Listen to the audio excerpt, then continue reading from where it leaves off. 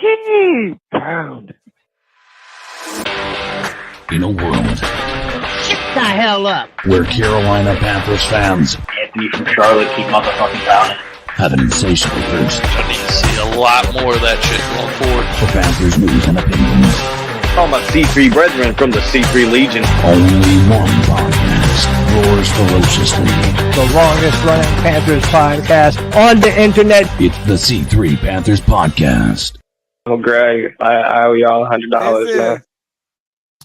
C3 Mental Health Services reopens again on Sunday. Now at 7:30, doors are open. There are plenty of seats in the group therapy session to discuss the Carolina Panthers. I think we're also going to expand our enterprise from mental health services to a battered spouses shelter, as the Carolina Panther fans have been beaten by their love, the love of their life, the Carolina Panthers, who does not love them back.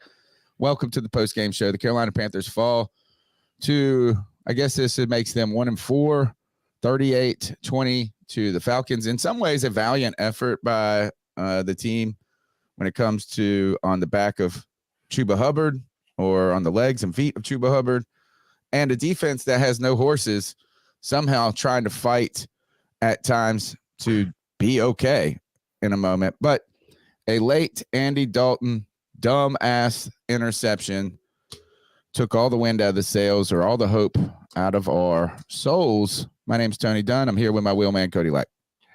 Tony Dunn here at the C3 Panthers Podcast. We welcome the weary, the beaten, the tired, the abused, especially those tired of being abused and getting 40 points put on us every single Sunday. It's abysmal, man. It really is abysmal. We were in this game for a long time. Chuba was continuing to gain 15 yards per carry, it seems like. And then, as always, let's throw the ball and let Andy Dalton throw bet-breaking interceptions.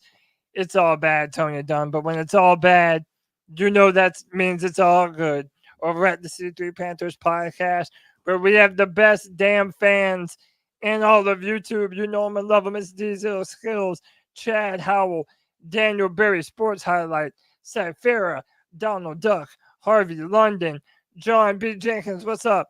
Leandros Nikolai, Michael Rapp, Mr. Toxic Black, Nanook of the North, New Daddy-O, Nirvash, Panthers Kingdom Podcast, Squad Down Productions, The Real AP, and Paul Mancini. Tony Dunn, ain't nothing to it but to do it, brother. Let's roll. The crisis hotline number is 252-228-5098. That's 252-228-5098. We'd love to hear your thoughts and help you through these trying times. These are the times that try men's souls, as Thomas Paine once wrote. CK, good to be here. Good to see you. Not good to see this Panthers team, though. Okay, good. Yeah. That part I can understand. No, here's like I said, nobody thought that we were gonna come out here and do anything. It's frustrating to not win against a division rival. But ultimately, I mean, we all expected this. If anything, we expected it to be worse than it was. You know, and outside of the like, if you look at how it was going into the half, I mean, it was a competitive game. This wasn't something that got out of hand and just like we were going into the half just ready to see the game end. We were like, we're competitive. Did we think we were going to win it? I mean, maybe we had a glimmer of hope at halftime, but I don't think any of us were like, this is our time. This is our moment. We're going to turn this around because of this moment. And it's just not the way that it works with this defense being a piecemeal defense. I was telling Cody before we started the show, what you saw today was the ability that teams are going to have to exploit our weaknesses where we have injuries, and where maybe we had weaknesses coming into the season. This is when you have a defense that is giving up almost 40 points week in and week out. I mean, you're not going to have an offense, especially one that is, essentially piecemeal like ours is. You're not going to have an offense at all that is going to be able to keep up with what the defense is allowing to happen on the field. So while we can put some things on Andy Dalton and all that stuff, it's still priority number one to me is fixing this defense. This defense is our biggest weakness by far. Like, I don't even think it's a close argument that that's our biggest weakness right now. The number's 252-228-5098. The doors are open. Therapy couch is warm and ready for you. Smash the thumbs up button. That could be a copay. Subscribe to the show. That could be a copay. And some people actually pulled out their insurance card and paid their copay, like Panthers Kingdom podcast with $1.99. Why didn't we put Bryce in? Oh, interesting question there. At the question that we're going to continue to ask every single Sunday. I mean, as we're continuing to lose, at what point do you just cut your losses, put Bryce in, try to develop him as much as possible, and use the rest of this time to gauge what type of player he is? Admittedly, I don't want to do it because I'm going to be real with you. I don't want to fucking see Bryce Young under center. To me, it's just a reminder of terrible decisions that the Panthers have made, but we're going to be contending with this a lot going forward. Nirvash with the $5. You know we love us some Nirvash over here at C3. He says the defense just isn't good enough to win games. We're in serious contention for a top 5 pick. We might be in contention for the number 1 overall pick, brother. And then another $5 C3 bomb from Nirvash says defense is missing players, but they keep making boneheaded mistakes every game. I don't trust Rivero as a talent evaluator or as a defensive coordinator. Well, you won't have to worry about that for long because this will be his final season in Carolina, regardless of how well he could do in the next whatever games. We'll start with that defense real quick, and then we'll get to the calls. You know, we'll start working through the calls kind of early in the show. But starting with that defensive performance, you know, there are injuries on this, right? I mean, and when we say injuries, they are everywhere. You're playing a bunch of rookies out there. You got Cherylus and Trevin Wallace playing linebacker, it seems like. You've got really there's a twofold or threefold problem. You can say the injuries, number one, but the twofold problem that's real on the field is the inability to stop the run at any moment. Yeah. At any moment. I mean, like, doesn't matter. I mean, they could teams. You think Chuba Hubbard was clipping off 8. They were doing the same thing to us the whole time. And then the other problem is that there is zero pressure generated. I mean, even when we blitzed, there was a blitz late in the game where Kirk Cousins hit somebody. And he had all day still. It's like they're sitting to people and nobody even gets past anything. And by the way, this is a genuine question because I don't know it off the top of my head. How many sacks do we even have on the season? Like, do we have 1? Oh. Do the Carolina maybe Panthers, like 6? Do we have? I doubt it, seriously. I doubt if we're even at that. Dude, it's embarrassing, man. I don't remember seeing a defense this bad. And listen, before anyone says, oh, well, Brian Burns, dude, whatever was last in the NFC with Brian Burns on the team last year. Yeah. So he wasn't doing much better. And by the way, he's not doing better in New York with all that talent that he has around him. You're not going to believe this.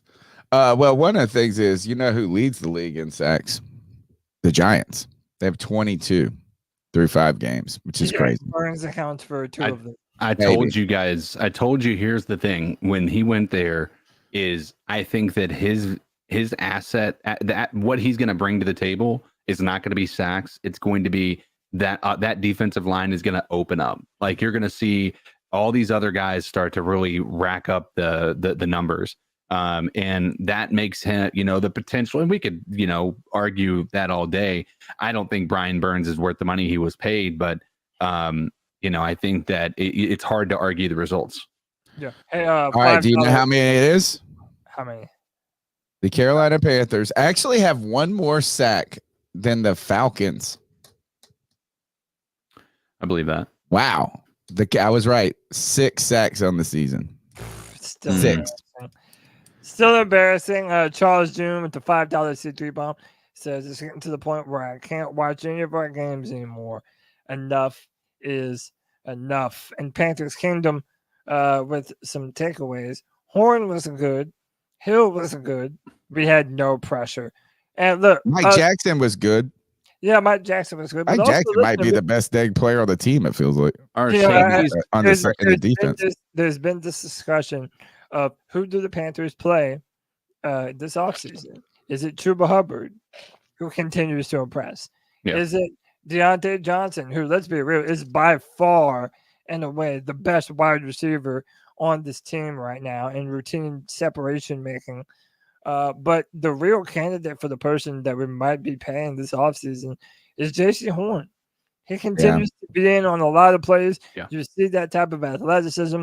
When on Drake London, for the most part, he was able to shut him down.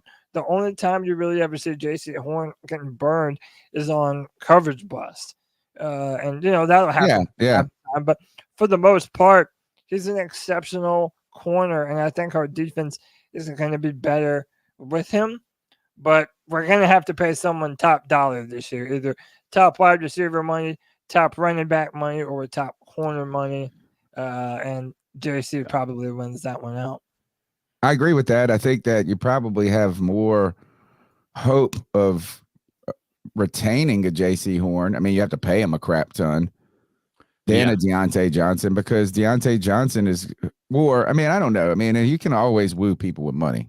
You know what I'm saying? Is that you give somebody the right amount of money, who cares what the quarterback is? But there are so many questions if you are a wide receiver on this team right now about what is going to be the situation next year, and who will be at the helm.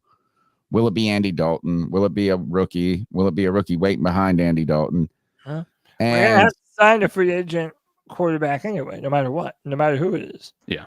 Is Dalton in his last year of his contract with us? Dalton's in his last year, and if you don't go with Dalton, you're going to have to get someone else anyway. So, just flip it around real quick when it comes to the offense, and then we'll get right into the calls after this. I mean, I only have two things to say about this offense, and that is, one, you can see why Andy Dalton isn't really a real starting quarterback. It's like he's good until he fucking threw that interception. Like, it was just like, why? It didn't look like it was there. No. He just wanted to throw it. And dude, I don't know. It just wasn't there. The corner ran the route for him. Yeah. But you could have seen, he even saw it. I don't even know what he was looking at. There's like three guys all around. You know what I'm saying? I don't know what he was looking at. And then there were two check downs throughout that play that you could just take in the easy money. And that leads us to the other thing, is there was a lot of easy coins. You were picking change up out the couch with Chuba Hubbard. Yeah. He was just, and I'm not saying, I mean, you guys were having this discussion before I hopped on, what did you say, CK? Is something funny. Like, I said, I don't think we should ever pass the ball again. Really. Steve Wilkes as our offensive coordinator. Yeah, run the ball 64 times. But in some ways that sounds ludicrous, but you were getting yards at a clip there. I do think you have to try to take shots and use play action to to build off of that. But you can't. But not the guy you shouldn't be doing play action to Ian Thomas. Right. Or such a complicated, like the double fake screen to the pass down the seam. The cardinal sin, the guy in the broadcast was talking about this, is that when you're in the red zone, you don't take a sack, you don't turn it over. And there was one other one, which was, I forget what it was, but we were moving the ball. Like, the only thing you don't do there, Andy, is throw that pick. Yeah. Yeah. And I mean, we were one. Yeah, we were at one. I think it was a 1-score game at that point in time. Yeah, 8 points. There was still hope that you could be relevant towards the end of the game. So I believe I speak on behalf of every Panther fan out there. Why the fuck is Ian Thomas still on this team? And why are we designing plays to throw this fucker the ball? What are we doing, dude? Even when he does get a chance, he drops the ball. And even when we do target him, he's blanketed by a corner or some shit. I'm just done with it, man. Get fucking Thomas out of here. Xavier Woods also had a piss poor performance today, giving up on some easy fucking tackles they should have had. Dude, it's just so bad, man. And then when you have players from leftover regimes that are like still trying to rejuvenate their career here. It's sad. We're the laughing stock of the NFL, and everyone knows it, dude. We're laughing at ourselves. I think with the Ian Thomas, the only logic I can find behind that play is you put the formation out there, and the defensive coordinator says, "There's no way they throw to Ian Thomas." They're not gonna do that. Don't try our gangster. And so you're just like, oh, we'll show you. Hold my beer. Let's see. Is there anything? Yeah, I mean, and I guess the last thing. First, thanks, Kristen Ledane, for buying a C3 Panthers Podcast T-shirt.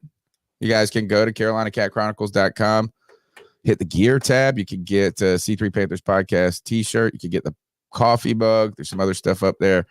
We could use your support, because this is, like somebody said in the super chat earlier, that it's just like, I don't want to watch. This is hard, dude. Oh gosh, It's just hard. It's like, man, why am I going to spend my afternoon watching this crap when I know what it's going to be, and then I'm going to go podcast about it later? But I love being with you guys. And somehow, I guess there's some masochist in me where I want to be flogged by the Carolina Panthers. I felt like Brenson Butner. Did you see Brenson Buckner hit the keep pounding drum and almost put a hole in it? Yeah. I feel like I'm just getting like flogged by him on Sundays. There's worse people to get flogged by, I guess. They might break your back with that switch or something. Nirvash Angel Investor says Ian Thomas has some crazy blackmail on Tepper. Only way to explain how he's survived multiple regime changes. He has blackmail on multiple different coaching staffs. Dirt all around the NFL. Yeah, dude. He's like got the P. Diddy tapes. Yeah, don't get on his bad side, man. We're about the baby oil on your ass. Oh man! Hey, man, real quick before we do some calls, some more co-pays. Our boy Lou with the $1.99 says, "Bro, I don't know what grudge they have against Tuba. I can't tell you, Lou." And Nirvash, our man with the $5, says Ian Thomas has some crazy blackmail on Tepper. Only way to explain how he survived multiple regime changes. Piss poor performance. I don't know. Right. I don't know, man. Ian Thomas is just, he won't go away. He's like oh gosh. A lot of bad jokes there. Can you know what? The number's 252-228-5098. Let's go ahead and get in the calls, and we'll kind of just work through the rest of the game and some of the stats as we do that. Let's do it. So what are your thoughts on catcalling? Yeah, it's pretty. You shouldn't do that to somebody. And how did that make you feel? Very uncomfortable. So how do you think catcalling makes the person feel? It feels good, like. Who's that cat sitting in the back corner with his face buried in his nose? Who's that kid that can use one? What's up, C3 Nation? Keep Mr. 704, keep pounding. Well, that interception thrown by Andy Dalton, if our defense, but I gotta say, I think that's getting there, fellas. We had a chance to at least kick a field goal or get a touchdown, but if we don't get a fumble or anything like that, if they score a field goal this drive, the game's over. Talk to y'all later. Keep pounding. We all kind of knew that as soon as look, he called in. I can see the time. He probably called in like right after that interception. Because this is going back to CK's point of the defense is just the problem, right? Is that you're already down 8. You can't make any mistakes on your offense. You're going to have to like score almost every drive. And to be honest, the defense did hold them to field goals in a couple of cases in the second half. So that in my station is like if the Panthers hold the other team to 3, that's like a 3 and out for other teams. So this team has to go down, and they have been putting up some points, right? And you going down there and you pull into within 8, or you're at within 8, you go down there, potentially score a touchdown, make the 2-point conversion, tie it up, or just kick the field goal because you're saying we can't probably stop them anyway. I mean, not the field goal, the extra point. You still have to put your defense back on the field, and you're going to have to get your offense back out there to come and win it out anyway. Yeah. Like there is when you're not a good team, and we've been saying this for years on this podcast, when you're not a good team, there's not room for mistakes the penalties on bad teams hurt more than a penalty on a good team. You can't overcome a 1st and 20 when you suck. You can if you're Patrick Mahomes or the Detroit Lions or something. You can go down 2 scores against the team when you have a team that can play both sides of the ball and can do some things down the road. We can't do that. We can't force turnovers. We can't sack. The defense can't do anything to put the offense in a better position. And the offense really isn't good enough to have no defense on the other side. Yeah. And it's like, to me, the offense doesn't even seem like it's that far behind the curve. I mean, you had the big touchdown pass to Xavier Leggett, who is, by the way, continuing to improve, starting to have those shades of DK Metcalf and the way that he plays. So we're loving to see his progression. And then, again, you see Chuba Hubbard. Bro, I love Chuba. I don't care what no one says. The dude is a man amongst boys, fights hard. He's now shiftier more than he ever was. He's playing a lot better. His vision is incredible. Yeah, man. Like, it's to the point where I really hope we find a way to bring Chuba back next year. I think he adds a lot to this team, especially at the time when we're so bad on defense. But I feel like one of the things that we can't do is, take one step forward on offense or defense and then take 2 steps back on the opposite side, And if we do this thing where we let go of Deontay Johnson for not paying him, and we let go of Chuba Hubbard for not paying him, and then we draft some young defensive players. Well, even if our defense is better next year, we're having to replace a whole nother offensive unit. So I really don't know where to go from here, man. It's like the Panthers continue to find themselves in the worst rock and a hard place situation. We're spinning wheels. Yeah, man, that you can ever imagine for an NFL team. It's pretty embarrassing, man. Let's hit these copays real quick.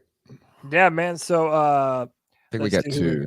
Yeah, Panthers Kingdom podcast with the $4.99 says, are we worried about getting Chuba injured? Give him the ball 20 to 30 times and pay him. Jeez, him and Brooks will be lethal. I definitely agree with you, man. In Vegas, Panthers Drew with the $5 says, at least we know our offense is good enough to win games with average quarterback play. Right. We need a better defensive tackle and defensive end in the draft or free agency, deadline, fire sale. And we're going to have to talk about the trade deadline soon. Are the Panthers looking to be sellers? Yes. They are not buyers. That's for sure. Yeah, that's for sure. They are no way they are buyers. How much are we selling? Build on those comments in your discussion real quick. When it comes to Chuba, he's a different player now than he was 3 years ago when he came in. 100%. And that's fair. But this is actually what we love to see, or what we should be as fans and the NFL, is players getting better from year to year and growing, not just saying, oh, well, you didn't do it in the first year, so you stink. I was hard on Chuba in those first 2 years because of the drop passes. And you guys are talking about his vision now. They were talking about him in the broadcast. They had met with the broadcasters, had met with him and talked with him, and they were talking about how he is known, or he's been described by Canales as a violent runner, but he's also been talking about his patience getting better too as a player. Chuba in his first 2 years looked like a baby giraffe. He was out over his skis a little bit. Like he was always kind of falling forward all the time. Like he would be doing the right things. It was just being like, man, if you stayed on your feet, you could have got 10 more yards. He is he's seeing the game has slowed down to him. I think so. The game has slowed down and he's sped up, and he is he's out there putting in work. He is putting in work. And then when it comes to your other comment, Cody, about the 2 steps forward, 1 step back, or no, we're actually 1 step forward, 2 steps back is I think what would be describing the Panthers a lot of times. Yeah.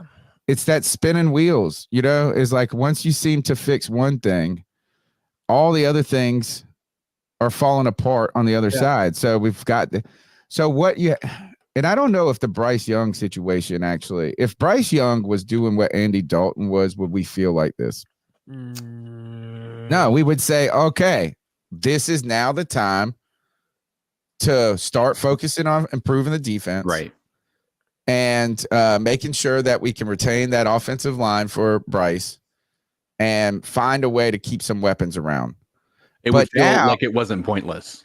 Yeah, but now it's like, hey, we got to fix the entire defense, and we don't even know who's going to be quarterback next year. No.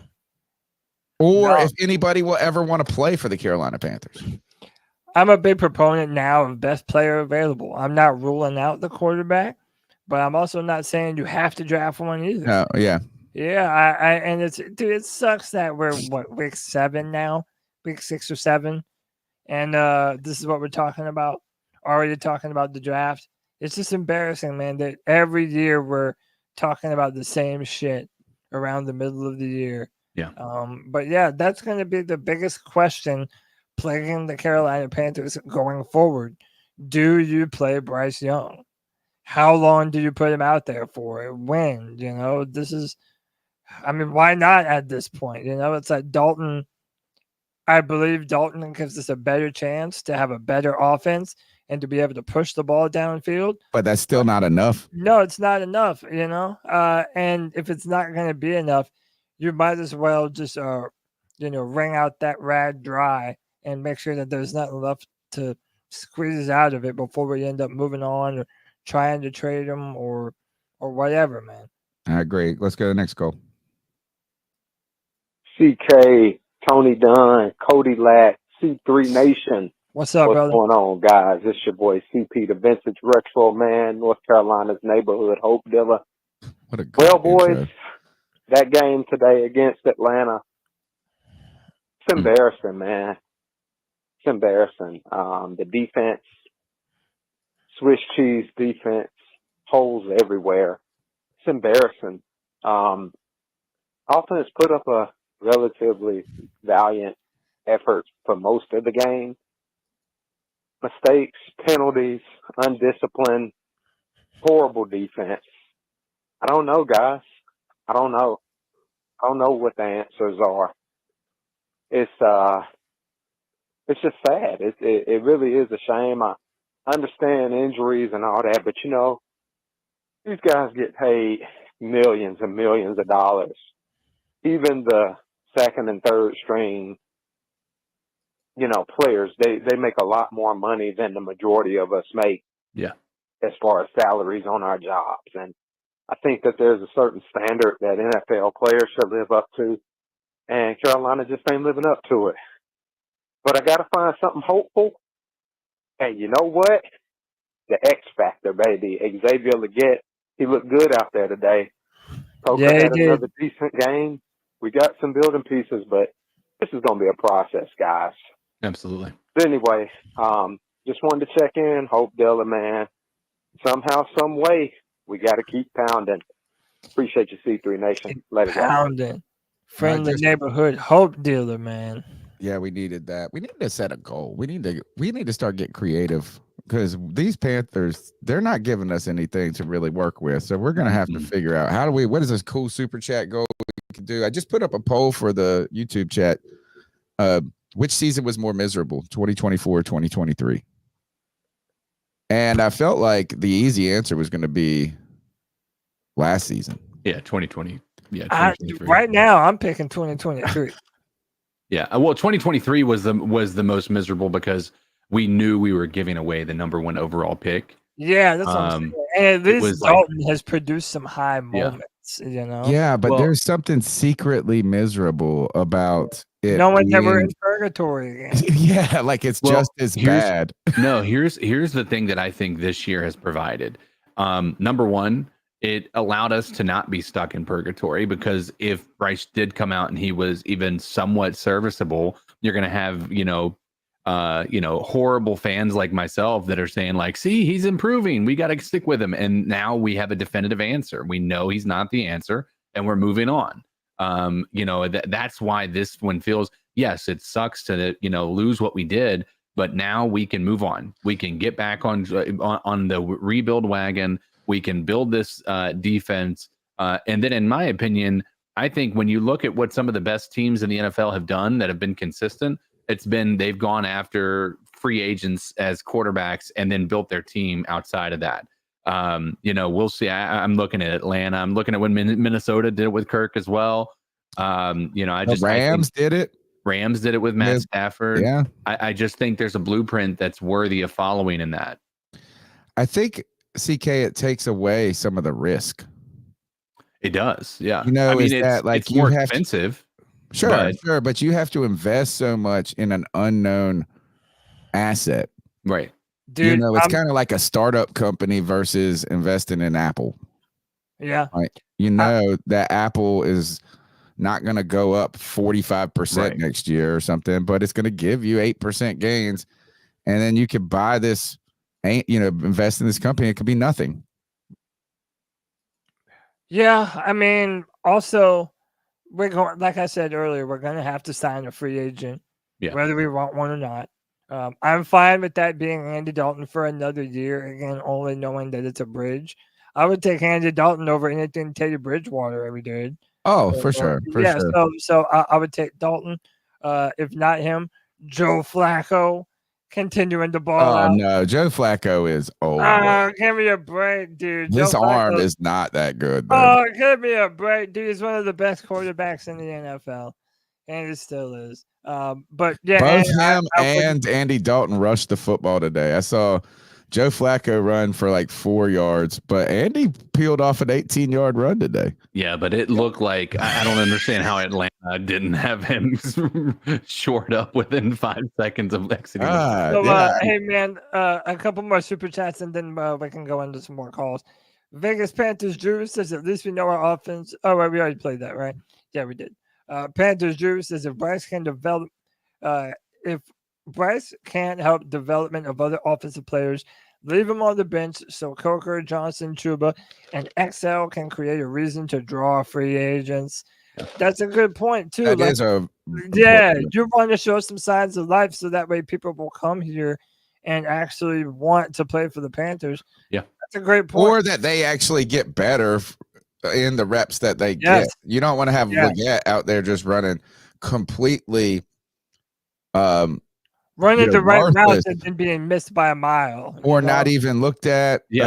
I mean, and to be honest, I think they should be trying to feed him more. I do too. I think you need to increase. Like I think that right now this season should be about developing your young talent. Yeah. And that means, in my opinion, I've said that I think we should put Bryce in. I also would like to counteract my argument and say I think that could hurt the development of Xavier Leggett. So, I think what's more important in my mind right now, which is contradictory to my statement earlier, is making sure Leggett has an understanding based on a veteran quarterback's, idea of like what he's supposed to be doing and the expectations in the NFL and all that stuff. So, call me a hater. I don't care. People are gonna call it to me anyway. I don't want to see Bryce Young. I don't believe in his arm talent. I believe there was a bunch of throws today that Andy Dalton made that I don't think Bryce has in his arsenal. And yeah, as CK just said, if that means continuing to feed Deontay Johnson, feeding Xavier Leggett, a better run game with Chuba, I'm all for letting Andy Dalton be the starter. The final super chat, James Z, with the $4.99 says, is it me or does it seem like Dalton is afraid to throw now? Holding on too long or second guessing? Did Adam Thielen give him more comfort? Well, I think this is and it's hard to evaluate, to, I guess, say with the definitive answer to that question. It's a difficult one. But that first game that Andy Dalton played where he had the 300 yards and the 3 touchdowns, or is that that's sort of an anomaly in a way that he was on a high of getting on the field. It's, have you ever heard like when a interim head coach comes in and they always win that first game? Right. And it's like a little fluky. He is decisive, more decisive though than Bryce. Right? Yeah, like but he drops sometimes back maybe to a detriment. Yeah, because he's just throwing it into triple coverage sometimes, regardless. Sometimes it's worked out, like he's had some really beautiful throws like that, but then you run into today where he throws a back-breaking interception. So, dude, how is it we live in a timeline where people are wanting Sam Darnold to come back to the Panthers, dude? I would take him in a heartbeat too, man.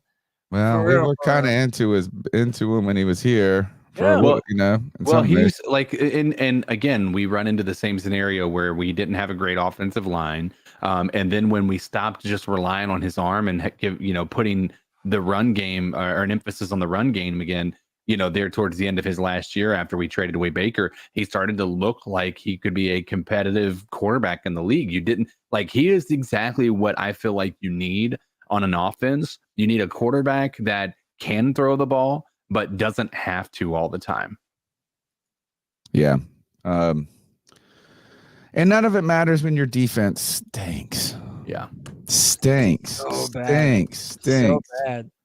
Dude, how How about is this? it this How about this, bad? Tony? We might need a whole new fucking front seven. Like from top to other than Derek Brown and now Trevin Wallace, who we like a lot for the future. Other than those two, dude, get them all fucking out, man. I want another defensive tackle. I want 2 new defensive ends. I want a weak side linebacker. I want an outside linebacker. Dude, I want it all, man. We need a brand new front seven. I mean, dude, let's be real. The calling card of the Carolina Panthers since their inception has been the defense. The Panthers are a defensive football team. And listen, I even said before the year, I knew we were going to take a step back on defense, but so long as we were seeing a step forward on offense and out of Bryce. But now that there's no Bryce to this equation, it's like, what are we building towards in the future? It feels like nothing at all. Well, because the Bryce, that's I think what we were talking about earlier, the Bryce failure. Like the question is if we were having this same type of results with Bryce here, where the offense was looking better, keeping us in games, and the defense looked terrible, we could pinpoint that the future was like that port of sale was worth that destination was worth going to. But you did sacrifice, I wouldn't say sacrifice. Yeah, you sacrifice everything. I just feel like it's crazy to think that this defense stinks. And we put 8 draft picks on the defense in 2020. Yeah. How many? 8. Like how many times? I've never even heard of a team doing that. It's like only happened one other time in NFL history. We did it in 2020. We tried to rebuild the defense and the defense still stinks. Yeah. Dude, how many of those people are even still on the team that we drafted? Derek Brown. That's it. YGM is gone. Jeremy Chin's gone. Yeah. And now those guys are all balling. Jeremy Chin and Frankie Louvu are killing it out in Washington, and we're over here in misery. I don't even know how you can fix this defense in a single year or 2. Is that we're going to need to not draft a quarterback next year. Yeah, 100%. No, man, it is somehow try to get 2 first-round picks and make them both defensive ends. I don't know. That just puts you in a very dangerous position too. To Why? make it where it's like anytime where you're saying, "Oh, definitely don't draft this position," or "Definitely do draft this position," it's making you so laser focused and honed in and tunnel vision that it causes you to miss all the surroundings. But we need to not miss. We need some defensive play. I want that guy from South Carolina. Whoever that dude is. No more South Carolina players, dude. Dude, they almost put the business on Alabama yesterday. Nah, not that. Let's get the edge rusher from Tennessee. I don't even really care. I mean, these guys would just be better. I don't know. But this defense, and it's not just injuries. Really, the only injury that is detrimental was Derek Brown. It's like, okay, the linebackers, that stinks a little bit. But we don't even know I don't even know who the defensive players are on the front. Right. I think Ashawn Robinson is out there. Ashawn Robinson and maybe DJ Johnson, is he still playing? Who the fuck knows? I don't know if he was actually there or not. I'm telling you, I mean, it is crazy. And we need to go, somebody needs to go find Wanham and say, what the fuck is going on? Where are you? Why did we pay him? Well, but what's wrong? What is wrong with? Why is it that the team isn't even talking about these players? Has anybody even heard his name? Like, oh, well, we hope he comes back and by the end of the season. It's like they forgot he existed.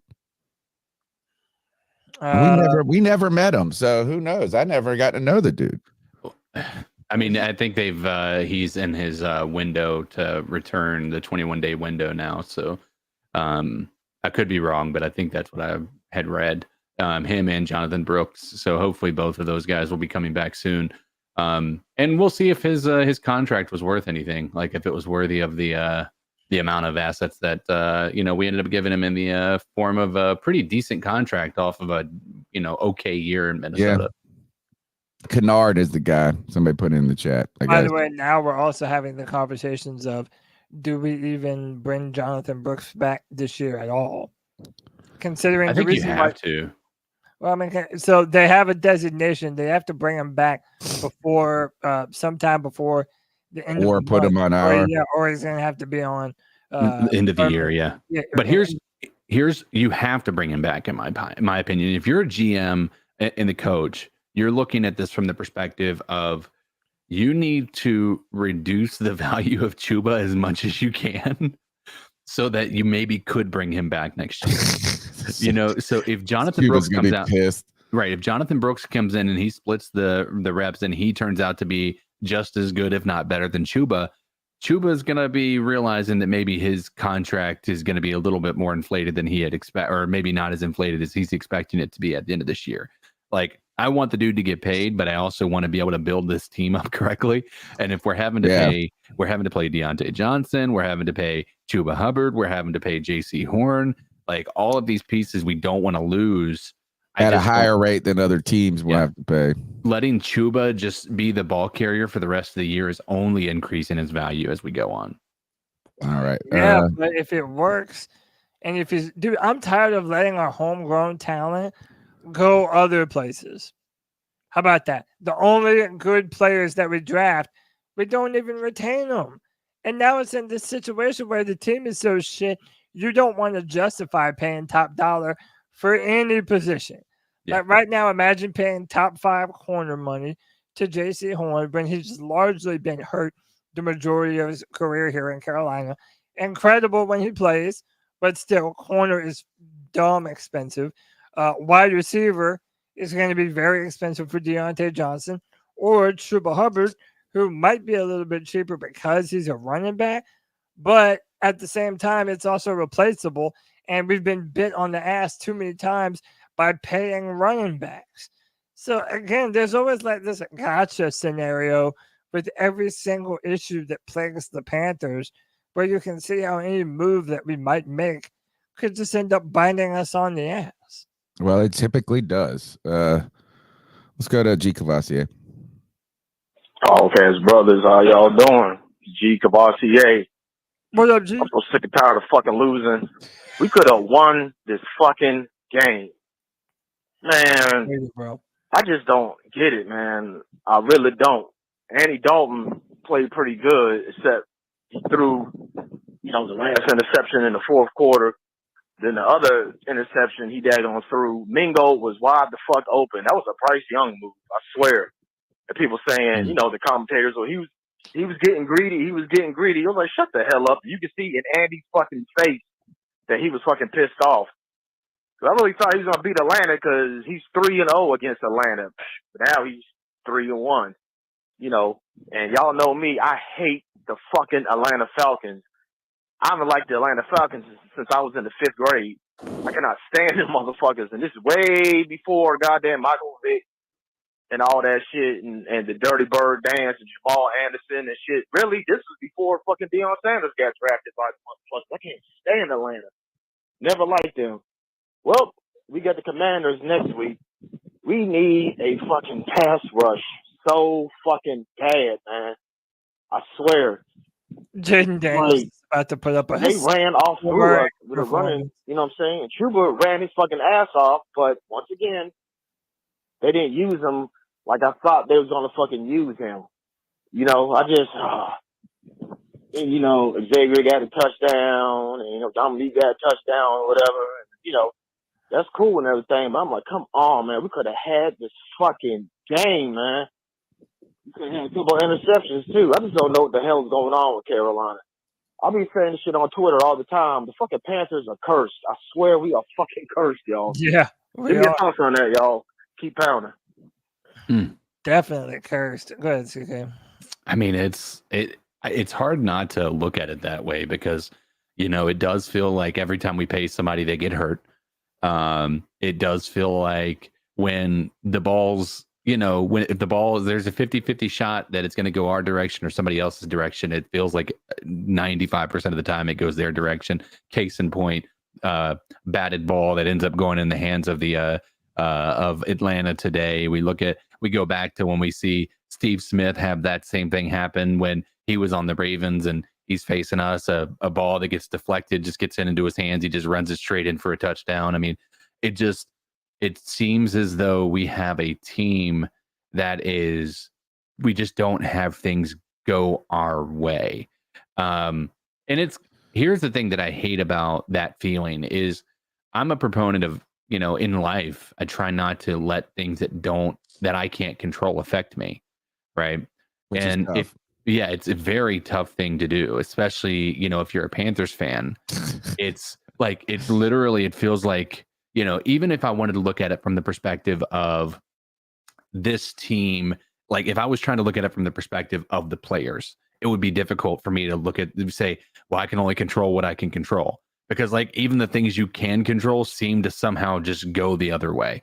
Like even if you do everything perfect the way you're supposed to do it, it just the ball gets in the hands of the receivers. Something happens. And that's not to take any of the blame off of the players or the coaches or anything along those lines. It's just when there is a chance that things are going to go our way by a sense of luck, it just rarely ever does. When I think of the curse or this kind of concept of being cursed, I don't even think of it as on the field. Sure. I think it like in the management and the players we pick we can't ever pick a player and he turns out to be a gem. Like in the draft. Like when was the last time you picked a player and that we were like, holy shit, we really got a steal? Nailed that one. I think the closest we were ever later. I think the closest we ever got to that was Jeremy Chen, year one. And then after that, we kind of fell off on that. Yeah. I mean, I was like, the last player to be that was Steve Smith. I mean, I would in say, 2003, when we picked a 3rd round player who turned into a Hall of Famer. I mean, the only reason you can't say J.C. Horn is because of the injuries. When he has a 1st round pick. I'm tired of that. The 1st round pick's got to hit, dude. He's the type of pick that has come in, and when he is on the field, plays like the type of player that you drafted him to be. And that's not really what the Panthers get. It's like they take a long time to turn on, or they either don't, or they end up being good for some other team somewhere. Or you get a Christian McCaffrey who does turn out to be incredible, and then he gets injured after showing how incredible he is, and he's injured for 3 years, and then now you end up getting rid of him in Germany or whatever. Yeah, and so I mean, you run into these scenarios where it just, to Cody's point, I mean, if J.C. Horn had been healthy, for the first 4 years of his career in Carolina, he would have already gotten his contract like Surtain did. Like he already would be paid. Oh, totally. And so not having that, I think you go back to the things just don't fall our direction. It just feels like when things do go wrong for Carolina, anything that can go wrong will go wrong for us. And it seems like other franchises don't have that same sense of feeling. Now it could be because we're looking at it from the perspective of a Panthers fan, and we don't get to look at it from the perspective. If we were, when we see calls that don't go our way, we always think that they should have gone our way, and the other team always thinks that it shouldn't. So, I mean, I know that we're going to be biased, and there's going to be a rose-colored glasses to our opinions on that front, but it feels like we have the worst luck in anybody in the NFL. Anthony's saying that Sheena Quick reported that Young Hoku, the kicker, was walking into the locker room and he said, "Keep stanking." No way. Hey, bars. I can't even front. Like, you guys don't forget. The C3 Panthers podcast is brought to you by Underdog Fantasy, where over 1 million fans across 33 states got in the game last year by making picks on Underdog. You could have gotten easy money by picking more than on Chuba today, more than on Algier today, and probably you can really just pick any running back against the Panthers and go more. And Chuba's number was like 66 yards today on Underdog Fantasy. So you guys, that's what I would do, is I would try to find some of those niches. Look, Chuba's going to put it up, and whoever else is playing against us is going to put it up. And what you do is you make these, it's really easy, straightforward and easy. Just head over to Underdog's simple to use mobile app or underdogfantasy.com. Sign up with the promo code C3P. And Underdog will give you a free pick to use on your first cash pick'em entry, plus up to $1,000 in bonus cash when you deposit. That's Underdog Fantasy, promo code C3P to claim your new customer special of a free pick in your deposit offer. Must be 18 plus, 19 plus, Alabama and Nebraska, 19 plus in Colorado for some games, 21 plus Massachusetts and Arizona, and present in the state where Underdog Fantasy operates. Terms apply. Concerned with your play, call 1-800-GAMBLER or visit www.ncpgambling.org. In Arizona, the number is 1-800-NEXT-STEP, or text next step to 53342. Call in New York, call the 24/7 Hope line at 1-877-8-HOPE-NY, or text HOPE-NY. That's 467-369. Boy, those lawyers really get to it in those disclaimer details. You guys go over there, just use the promo code C3P. That's what I would do. And don't bet ever on the Panthers to win. Well, no. Yeah, I was going to say, you can, wait. What are we not betting on? Because I'll bet on their win-loss total. Did you see Bijan Robinson's face today? He looks so bored. I know. Like, he's like, they have a gluttony of riches at running back. And Algier is a monster. And Bijan's a freaking monster over there that they picked in the first round. And this guy's just standing on the sidelines half the time. Yeah, I think me personally, I've been watching that, and I think they make them. I know they have to try to make. I think Algier is the better running back out of the two of those guys. He is. He's kind of like Chuba a little bit. It's like just physical and good. Yeah, good. Yeah. Let's go to John B. Jenkins.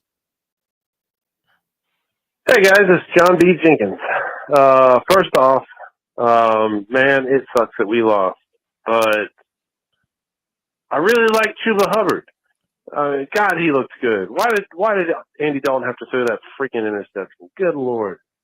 I don't know, man. I mean, our team just is a bunch of bums, basically, except for a few guys. But, I mean, I really liked watching Chuba Hubbard. I liked listening to the announcers talk about how awesome he was, calling him the Canadian Express. I wanted to get on Twitter and talk about Big League Chew, but I mean, that's about all I can come up with that I liked. I mean, I liked Xavier Legette getting that touchdown and doing the horse dance thing. That was cool. But other than that, the only thing I can say that I really liked about this game was the fact that the Panthers looked like my Panthers Froschlaw, wearing, blue tops, blue bottoms, black helmet. I don't know. That's all I can come up with. But it was good popping on real quick on the spaces, saying hey to everybody. And I enjoyed listening to the spaces. Thanks, Pickle, and everybody who put that together during the 1 o'clock game. I was at work listening on my lunch break. So anyway, I mean, what else we got, y'all? We got us. We got this team, which we keep convincing ourselves is going to be fun to watch every weekend. And it is for a while, but I don't know. Once again, I love you guys. Keep pounding Carolina Panthers, keep pounding Panthers Froschlaw, and keep pounding C3. This is John B. Jenkins out. The number to call in, run DMC Lovato, is 252-228-5098. That's 252-228-5098. And there is no way that Koo guy went in there and said that. Is that real? I would fight. If I was the Panthers, I would fight this motherfucker. I would She put was down my fun. ping pong paddle, and I would go and beat this guy's ass. All she said was Cool walked by him and said, "Keep stanking." Oh, So so he maybe didn't it like stick his head in the Maybe locker it was room. directed at the media. I don't know. Either way, that's some ho shit. Some co shit. But in his name, Young Ho. Koo. Is it Young Ho? Is Young that what Ho it is? Koo, yeah. Oh, okay. But he is a hoe. Yeah. That's his name. God. All right, next call. This is how bad it is. That's bad. You got a kicker talking shit to you. You got an Asian kicker coming in there, eating his damn noodles in front of you and talking shit to you, and you can't do shit but play ping pong. Bro, he's having Korean barbecue in our end zone. Yes. And daring us to do some shit about Some it. bibimbap, bro, which is like Yeah, my man, favorite bro. Korean dish. Bro, he got that stanky kimchi, and he's like, "Yo, this is the most fermented of all the kimchi, and I'm eating in your end zone, bitch." What You wanna think do this about it?" kimchi stinks? You should see how much y'all stink. All right, let's go to the next call.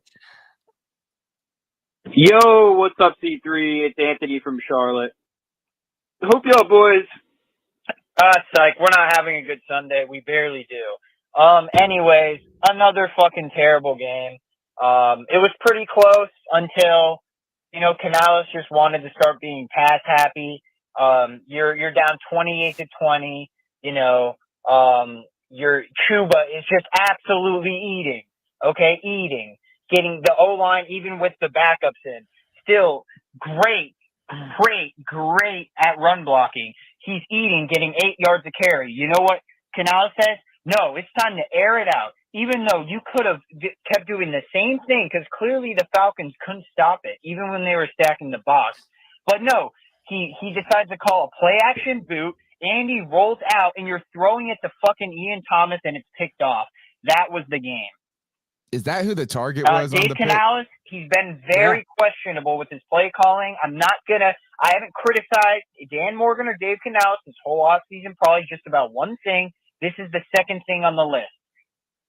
He is too pass happy. And again, I don't like being lied to. So if you're going to come out and say, we want to fucking have an air raid offense, at least tell us that in the press conference. Second thing I want to say, this defense is so bad. It's the worst defense they've ever put on out on the field. I know we should all have been expecting this with all the injuries, but they cannot win games like this. It's unorthodox football. The defense did have a turnover today. The first one I've seen since week 2, and the offense only got 3 points off of it. So you got to be able to capitalize there. But still, you're not going to win many games when you're giving up 38 points. I get it. The Falcons are hot, okay? But, they didn't even play a great game. No, they were terrible. They didn't play a We're great not game terrible. today. They were- Kirk Cousins didn't throw for a lot of yards. They just ran the ball and did simple things. So it's a tough loss. At this point, though, you got to look to trade some players. And I know I'm going to get heat from some people saying, well, if you always trade your players, you're never going to have a good team, or your key players aren't going to re-sign. Well, I'll tell you what, I can bet money that Deontay Johnson's probably not going to re-sign here. And if that's the case, you may take some offers for him because he's starting to look a little frustrated in the game.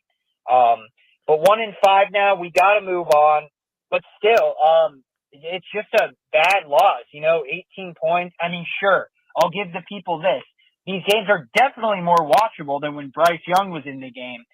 But they're not that much watchable. I agree. At a certain point in the game, we're out of it. So this is bad. I mean, we're not going to win games that much with Andy. Keep this train rolling. Anthony from Charlotte, keep pounding. Good call. Good call. And Joe Burrow just rushed for a touchdown on the opening play of the game in both of my fantasy leagues, baby. Let's go. All right, let's go to Lou in Fort You got to Myers. take every victory that you can get. Yo, it's Lou from Fort Myers. And, What up, Lou? I didn't really watch the game because I watched Red Zone, and I only watched the second half on Red Zone. But I want y'all to summarize. I want to challenge y'all. I want y'all to each summarize the game for Tony, CK, and Cody, y'all have to all have different points, like different summaries. It can't be like the same summary. You know what I'm saying? Like 3 takeaways, right? All right. So like I seen the Andy Dalton picks, which were horrible, but in red zone, that's all you get to see. So like 3 points. If you were to coach, what would you do?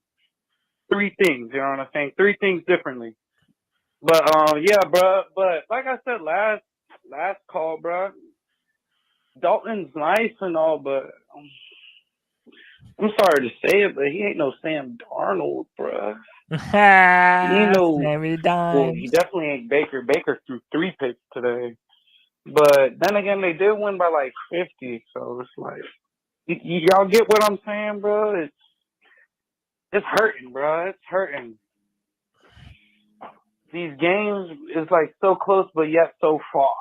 If that makes any sense. If that makes any sense. Like, yes, we're so close to the win, but in reality, we're like so far.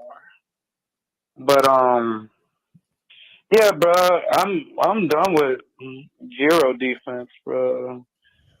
This man couldn't even stop Bishop Sycamore, bro. Like, what are we doing? Like, we can't stop the run, even though we've never been able to stop the run. I don't think that's going to change. But it's like, what are we paying you for? I'm ready to throw in the assistant defensive coordinator. See what this man can cook. You know what I'm saying? Try new things. I want winning football. Well, but at least we're more competitive than Frank Wright era. So, hope y'all have a good night. Love every single one of y'all. Lou from Fort Myers. Peace. Peace. Appreciate you. I think that's when I put the poll up about the 2024 season versus the 2023 season. Kind of what Lou is saying, that we feel a little closer this season, because we scored some points, but in reality, success, or like what he said, winning football, that seems so far away. I mean, it seems so far away. It's like being in prison and just thinking, well, yeah, freedom is on the other side of that fence. Well, guess what? That fence and freedom is so far away. So far away. He asked us to summarize the game, though, and your points. I got my points if you want them. Yeah, go ahead. All right. I just read it. It's like almost like a poem of shittiness. Defense can't stop run. Defense can't generate pressure in moments the opposing team is in a passing situation. Yeah. And it sucks to be a Panthers fan. That's right. Those are my points. Okay. My points are the most weakest link of our team coming in was the cornerback position, and from my perspective, right, that's turned out probably to be the strongest position that we've had on defense. And I would say Eddie Pinheiro still continues to, hit the field goals that he's supposed to hit. I think, what does he say, 34 in a row at this point in time he's hit? Wow. 34. Didn't he? No, he missed a 40 or 50 or a couple weeks ago, right? I thought I heard somebody on the broadcast say he was like hit 33 in a row, and like this was 34 or something like that. But I could be wrong. You guys could probably correct me on that. But still, he seems to be a steady, leg. And Felipe Frank with a massive hit on special teams for 2 weeks in a row. I think that's worthy of acknowledging as well. So I think that we've had some positives, but I still maintain that our biggest problem is defense. And I know that's what we're all going to say, and it's hard not to, but the 3 takeaways are there's some progress, but we still have a giant elephant in the room, and it's not the quarterback position. I have one good one. I have one really positive. All right, go. Those unis were fire, bro. Yeah. That we have the best color combo of the helmet, the blue and the black, dead on, and it went with the end zone. The best thing about this game was the unis and how it contrasted or coincided with the end zone painting. We may have lost, but we looked damn good doing it. I think that's the main point. I also would have loved to have seen the black pants with the black helmets and the blue tops. I think that would be pretty. But they have black socks on, right? Yeah. Again, there's lots of different combos that you could. We have good. I thought we it have was the best colors of any NFL team. I don't give a damn what anyone says. So my three takeaways is the quarterback position, or this offense can be good with at least mediocre quarterback play. That lets me know that the building that we've done in the offseason, both on the offensive line and at the wide receiver position, has done enough. So we need to continue to build on that. My second point is every single defensive lineman on this team couldn't bust their way out of a wet paper bag. And it's fucking humiliating and embarrassing. And my third and final point is no team that ever targets Ian Thomas will ever meant to be taken seriously. Ever. I think Lou wants a second goal. While I'm watching the podcast, this is Lou from Fort Myers. This is part 2. And I literally got a text on my phone, and the dude donated saying the same thing. Why didn't y'all put Bryce Young in? One, I do want to say thank you for the dude that donated, but, buddy, there's a reason why we took him out the fucking game. Oh, he's your number 1 pick. I don't give a fuck if he was pick number 199. This motherfucker is garbage. It pisses me off that he was a first-round pick. It pisses me off that that's the we problem. even traded up for it. That's the Why problem. don't you put Bryce in? We That's why I don't no. want to see him. It's a So reminder. you can guarantee the loss. That's what that is. He's fully developed. I don't think there's any more development after this. I don't care how much he sits or whatever. There's no more development after it. This is peak Bryce Young. Oh, God. Peak. He's not getting any taller, and he's not getting any stronger, and he's not going to revoke his Bama card.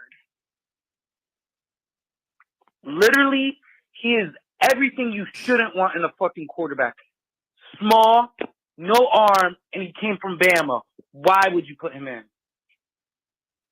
My friend's talking about, Bryce Young's a bust, this and that. Okay. So was Jamarcus Russell? Shit, look at the plenty of other dudes. Not Malik Hooker. Who was the other quarterback that was for Washington? For Washington. There was a lot of buzz. RG3? Bro, but Sam the thing Howell. is, bro, Sam we Howell? got this. Maybe. It's the, like CK said, bro, it's the defense, bro. Everybody thought Evero Cook. I do want to make this a point, though. Look up how good Kansas City defense held, because they held them to, like, I think the same amount of points, believe it or not, or near the same range for the Falcons. And we did the same thing, but it's like they didn't have to do nothing. They just could just run the ball. Right. We I don't think I have said that on run the last defense. show. We never have, never will. 3-4 is not going to help it. We just, even with Derek Brown isn't going to stop it. Bro, put in the assistant defensive coordinator. That's all I got to say. Have we missed the C3 bomb? Let's go to Super Chats. Did we miss Christian Butler's? I believe we have. Yeah, we have a couple. We have right, let's go one for it. from Zach Rappaport with the $2 says we need a new defensive coaching staff. Vegas Panthers Drew with the 2 says we will have to be strategic with the franchise tag. And our girl Kristen says move over Evero. Your girl rocking her C3T just needs a shot of Jaeger and we'll take it from here. Kristen, I would trust you way more than Evero at this point. I hope that tea is nice, feels good, looks good. I'm sure it looks good. Looks good, feels good. Looks good, looks better than that damn team that we got to watch on Sundays. I don't know. I don't even know if I'm really that mad at like. It's just like it's like in some nights last year, and maybe after week 2 this year, like when we got up here, I was just like, oh my God, I hate this. I am so not looking forward to spending my Sundays like this. But I don't feel like this Sunday and the last have been that miserable. I think the misery just comes in is that like this is the best it can be for a long time. You know, I mean, there is no easy, and maybe we can revisit this. Somebody mark down the timestamp 8:41 on 10/13/24, and Cody will be pitching us around draft time and free agency. How many teams have made a big change in just a year? I mean, look at the Commanders. Yeah.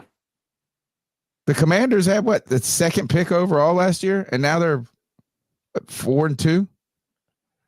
Did they lose today? Yeah, they lost by a touchdown to the Ravens. Jaden Daniels. When do we play him? Next week. Next week. Yeah, he's about to. He's going to become MVP. He's going to become Offensive Rookie of the Year in 1 week. He's about to be the first rookie player to put up 7 touchdowns and 700 yards. Yeah, he's going to have 4 passing touchdowns and 3 rushing touchdowns. And 200 yards in the air and 200 yards on the ground. Oh, God. All right. Let's see what we got next. Hey, what's going on, man? This is first time caller, long time fan. Oh, awesome, man. Call me Preston. Preston, thanks for being with us. Man, like I said, I've been a fan of this podcast for a while. Tony, CK, Cody, and of course Greg. You know, he's still in our prayers, buddy. But yeah, another disappointing loss today. Of course, I mean, it's like we can almost expect it now. I think we improved a little bit. No, we didn't. We didn't improve anything. Nothing was improved. The defensive line, the defense as a whole cannot stop the run at all. It's very disheartening. I mean, the Falcons just walked downfield on us all damn day long. And I mean, it hurt so bad that it was the Falcons, of course. Offensively, I mean, penalties really fucked us, especially across the offensive line. I still don't believe in Icky. I still do not believe in Icky. Chuba is a number 1 back for sure. And Andy, I really don't think even the pick today, the 2 picks today, I don't really think that was much his fault, man. I think as far as the offense goes, I don't want to hear about the fucking draft. Don't bring up the draft. But as far as the offense goes, it's just getting everything together. And we can't ever get everything together to be able to go out and consistently score points. So, yeah, I mean, here we are, another Sunday, another disappointing loss. And, I mean, I can't say I'm surprised. I'm very, very numb to it now. I mean, here's to the rest of the season, boys. Thank y'all. I appreciate you taking my call. Yeah. Thank you, Preston. As always, keep pounding. Thanks, Preston. Good first-time caller. Thanks for we love first-time callers, man. Let your voice be heard. That's what I like C3 to hear is people for. say that, you know, they've been listening to the show for a long time, that they've been with us. I mean, you know, sometimes it's, you know, I mean, look. Well, I also like it because it'll let people that have listened to us for a long time hear the first-time callers and be like, well, shit, if he's going to call in, I can too, you know? Be a part of it. We want y'all here with us talking Panther football, win, lose, or draw. We got the funk on us now, though. Yeah. Like the We stank. had the funk on us, but at least we're used to it. Yeah, but like it's starting to get to the point where I thought we were just going through at one point we were worried if it was just a bad cycle. Right. If we were just having a bad, but now it starts to feel like you're using words like cursed. Right. One of the best podcasts that's like a drama podcast is a podcast called Serial. I mean, it's the one that put like podcasts on the map, like NPR did it and stuff, and they did like a murder one, but they did a season on the justice system. And it was really good. And it was like they just sat in a courtroom from Cleveland, Ohio for a year and then just put together this awesome podcast. But they talked about, like, once you get in the legal system, like whether you're guilty or not, you get the funk on you.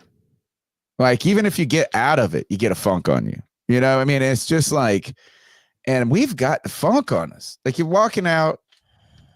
It's, if you worked in a restaurant ever, you know this is like you go out, and if you don't get time to take a shower or whatever, and even if you change clothes, you still smell like the damn restaurant. We smell like losing. Yeah. I hope the Fed. How do you prevent apathy from settling in? How do you prevent it? I think it's already happened. It's like we work at a sushi restaurant, and it's our job to descale all the fish, and it's like even when you're done at the end of the day, you can shower if you want, but you're gonna fucking smell like a raw fish, dude. Yeah. And there's nothing you can do to get around it. As our Korean friend or whatever he is said, keep stanking. Young Kuho, Young Ko Hoo. All right, next call. Hey y'all, it's C3 Kyle. Chilling out here in Wilmington at the hotel tonight, and well, we talked about this team as much as we probably should. I'm gonna say I respect everyone's decisions. However, if you think Avero is still the defensive coordinator for this team in any game moving forward, you might be part of the problem. That motherfucker needs to go. Keep pounding. Thanks, Kyle. Good member of the free for all. Sounds like he's in Wilmington. That sounds fun. Yeah, the DC thing. Look, as we know, that's like the writing's on the wall. Whether or not he doesn't have the parts to work with, or whether or not it's going to be time to part ways. Right? Is part of the last regime. You're going to have to get more continuity and vision. You got to rebuild this defense completely. And I don't know how to do it because I felt like we've been trying to do it. Right. You got to just not make bad picks. No more Jamie Robinson. Where's Jamie Robinson at? Has anybody heard his name? Who knows and who cares, dude? I know, but I get to what you're saying, though. We had to stop drafting nobodies, but that's why this next offseason is going to be huge for Dan Morgan. He has 10 picks, and I say consolidate them into 4 picks and pick 2 defensive ends and 2 damn safeties, and that's it. We walk out with just 4 starters. I'm down. Let's do it. We'll have 2 first round picks and 2 second round picks, and then just call it. The C3 Panthers draft party would be 2 days of lit awesomeness, and then we wouldn't have to even tune into day 3. Let's go to Nick. Hey, yo, man. It's Nick Tri-State here. Shout out you guys. Shout out Panther Nation. We are officially in the dog days, which we all know that. We got to keep our heads up. We got to hope. We got to find some gems in the draft, fellas. We need to get a lot of help. We can't stop the run. We can't get to the quarterback. We can't create turnovers. We can't stop nobody in the red zone on defense. We need a lot. We need a lot. And we just need to all just stay positive and hope that we can, just win a couple. Let's just start by winning an off season, right? Let's hit on the draft. Hopefully find a hidden gem in the draft late and hit on the early draft picks and start from there. I don't need everyone to start saying we need a quarterback right away. No, build the team first, then get your quarterback. If it means filling out your roster and sinking again, I'm all for sacrificing one more bad year to get 10 good ones. And real football fans will understand what I mean by that.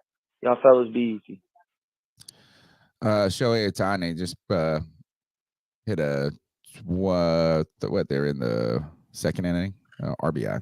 I always mean up 3-0 against. But I don't give a fuck about baseball. But I mean to watch Shohei Ohtani because I just now found out how legendary that dude is. Like and he's batting. not even been in the league that long. He's like about 2-time MVP. Yeah, dude, batting and pitching. He's Like, just he's a fucking man. insane, dude. Yep. Shout out to him. But yeah, man. The caller got it down. The caller got it down. CK was saying this before the show and during the show, is that the defense, it's clear there's nothing else but the defense. And then that's the most horrific part, is that it's so bad. Yeah. It's so bad. And I don't think it would have been that much better with Wanham. But I think having Clowney, Wanham, and Brown out there with Ashawn Robinson, which you knew nobody's going to ever stay healthy. You know, it's like there's going to be an injury somewhere in every position group throughout the season. So you can't go a whole season just say, well, it's got to work with what we went into the season with. But I don't know how much better it would have been with Wanham. I mean, actually, it had to be better because I don't even know these people's names. Charles Harris, whoever that guy got a sack last week or whatever, or 2 weeks ago, didn't even know he's on the team. You know, It's tough. It's tough. These streets is tough out there. Let's see what we got next. Gentlemen, for a team that is keep pounding as its mantra, John Fox came here and said this team's not tough enough to win in the NFL in 2003 when he became the coach. Well, he turned this team into a tough group of players, and toughness being physical is what the Panthers are known for. This team is just soft. They're getting pushed around. These running backs are running like 5 yards before they're even touched. And often it's usually arm tackles or trying to drag them down and not smacking them, hitting out there. So but my question to you tonight is, who is the biggest waste of money? Is it Miles Sanders, Ian Thomas, or Shaq Thompson? And I tell you what, if those three are still here next year, I'll know that Dan Morgan's bullshit. So let's see if Dan Morgan can get rid of the dead weight. I don't want to put Shaq Thompson in that group. He's been unfortunately faced some big injuries in the last 2 seasons, but he's also over the last 4 years played his best football as a Carolina Panther. And like he was out there doing the business in weeks 1 and he's been here since 2015. You know, dedication starts for something. At least he did. In his career, he's done way more than Ian Thomas or Miles Sanders ever had. The biggest waste of money is Wanham. Yeah, we're never even going to see Wanham. And we paid him, what, $8 million or some dumb shit? It makes no sense. Yeah. I don't know who else I would consider a waste, though. Straight waste. Miles Sanders over. Yeah, Miles Sanders. Okay. I mean, did he even play today? I mean, he has some out there a couple of plays. Yeah, he had that one first down. Okay. When we were driving at the end there. But all right, let's keep going with the calls. Physicality, we do need. Yo, it's White Chalkfish Press. Listen, okay. You know, yeah, the team sucks. It's plain simple. The team sucks. But the rookies played well. XL, I thought did great. Coker, I think is a steal for us.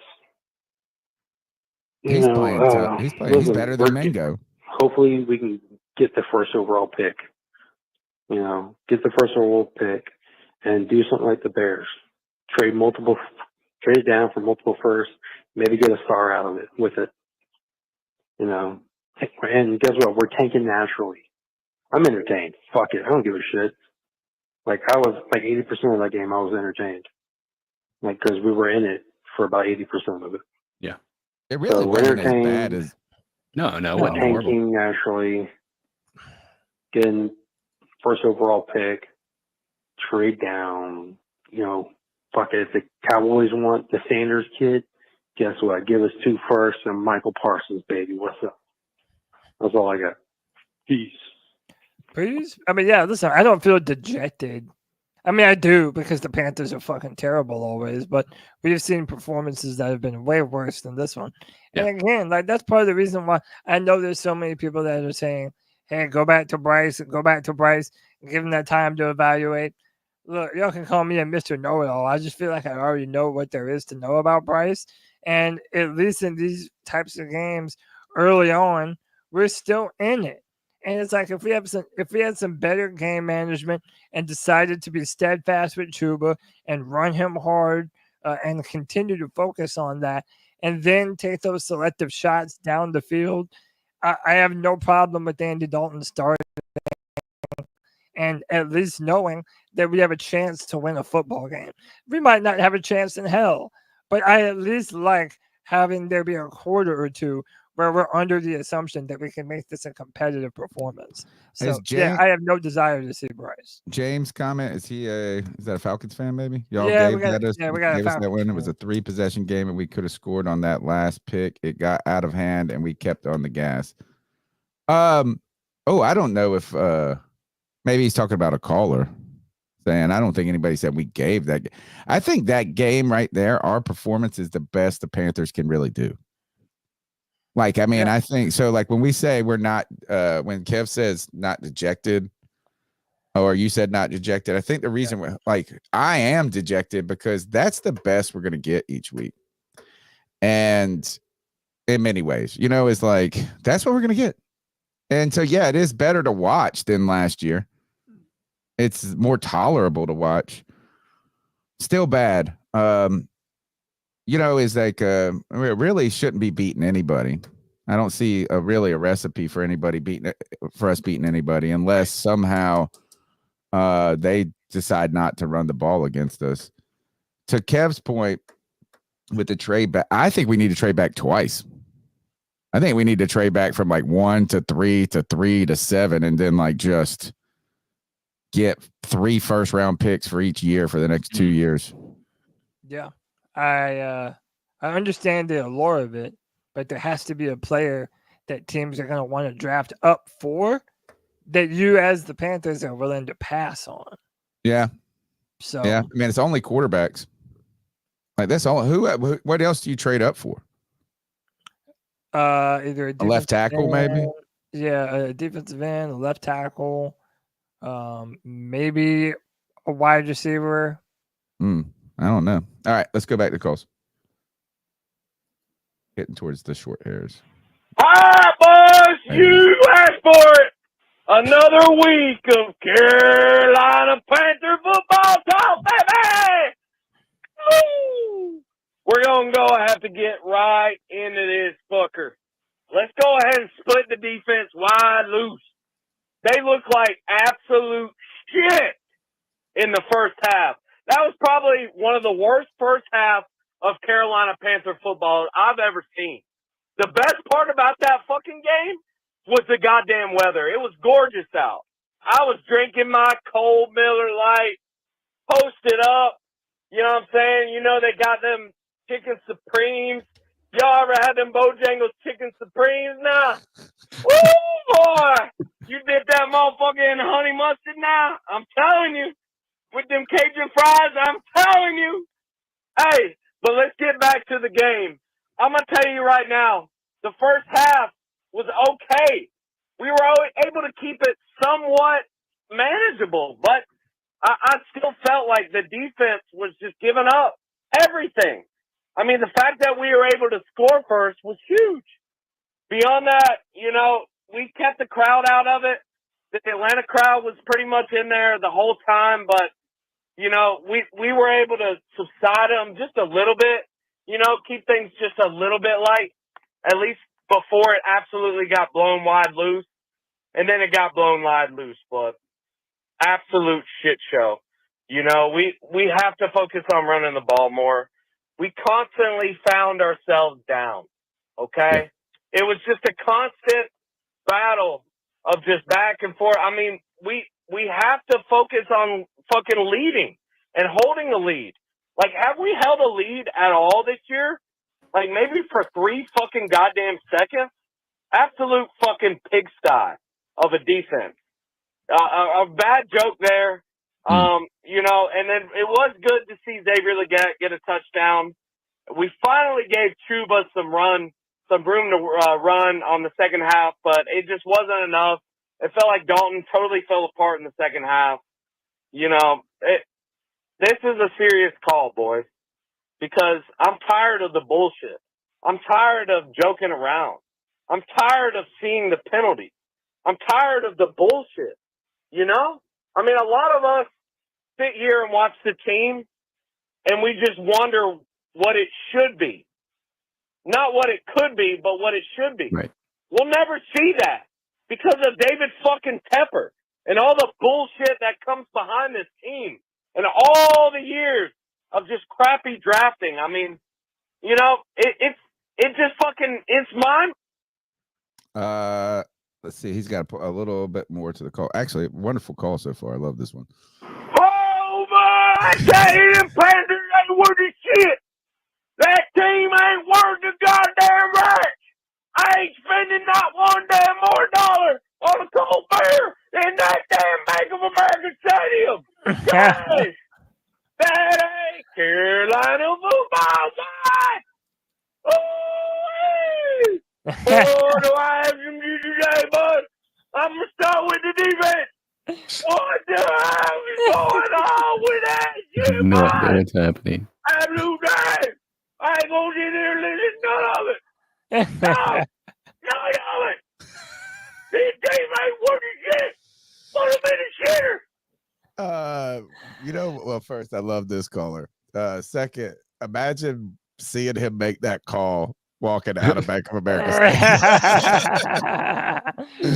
All right, keep rocking. Hey, Panther family, how y'all doing, man? I'm supposed to be pissed right now, which I really am. Man, I feel like that whole defense, except for J.C. Horn and Derrick Brown, of course keep them too, but everybody else on defense trashed them. Like, get them the fuck out of here. Excuse my French.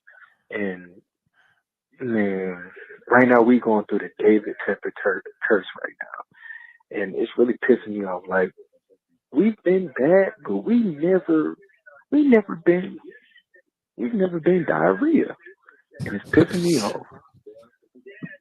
But yeah, man, I think we're gonna be good again until the next 10 years, maybe. Sarcastically, but yeah, that's all I fucking understand, man. This is some bullshit, man. Letting David Tepper being the owner, worst decision we could ever make. I don't know. We could have had Diddy. Oh, that is right.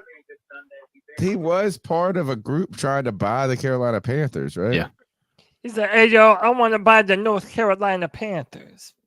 Is that what he said? Yeah, he said, "I want to buy the North Carolina Panthers, and I'm going to have Colin Kaepernick come and be the quarterback. And we're going to gloob this city up." Yeah, bring the baby oil down there to the Carolinas. Hey, did y'all hear this? I wanted to bring this up to y'all. Did y'all hear about the Keep Pounding Carolina shirt? No. So at the stadium today, there's a shirt. It says Keep Pounding Carolinas, and it has like a view of like the North Carolina mountains. Oh, it's for raising like money. all the proceeds go to the victims of the hurricane and relief efforts and stuff of that nature. However, you can only buy the shirt from inside the stadium. That seems dumb. Yeah, it almost makes it seem like their number one interest was in getting people in the stadium before, as opposed to actually helping people. Yeah, that is. I just thought that was the dumbest shit in the world to me. Why not make it public for everyone to buy a shirt? I would say because they probably didn't want to make too big of a donation. Because if all the proceeds go, that means they're funding the shirts. Maybe all the is it profits and they're taking away the cost of the shirt. I mean, that's probably, but I could also see it being like, the first dibs are the people who are coming to the show, coming to the game, and then they're gonna put them up online later or something like that. But optically speaking, right now that doesn't look great. No.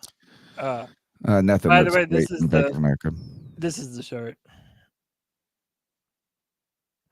Keep pounding for the Carolinas. You know makes what? That I feel Young like Ho Koo statement all that more fucking sucky, Yeah.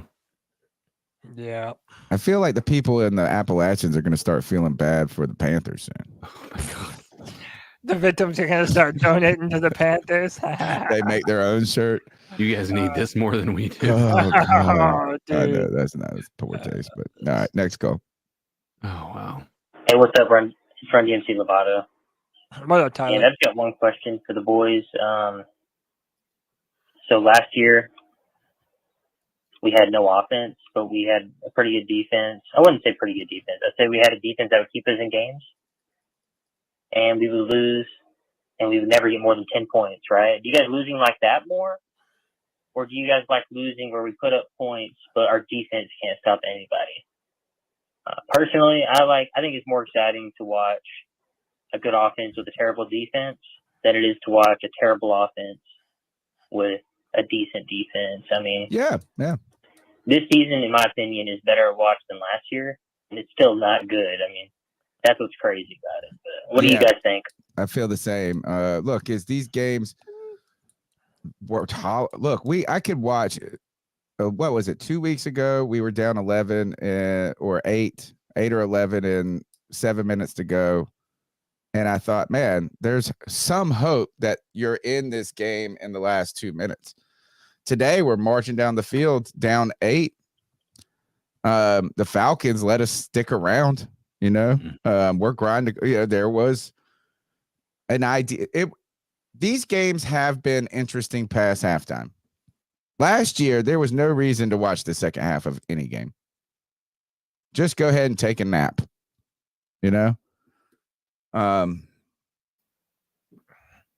Where is Joey? I wonder if he's talking about my Joey. R.I.P. All right, next call.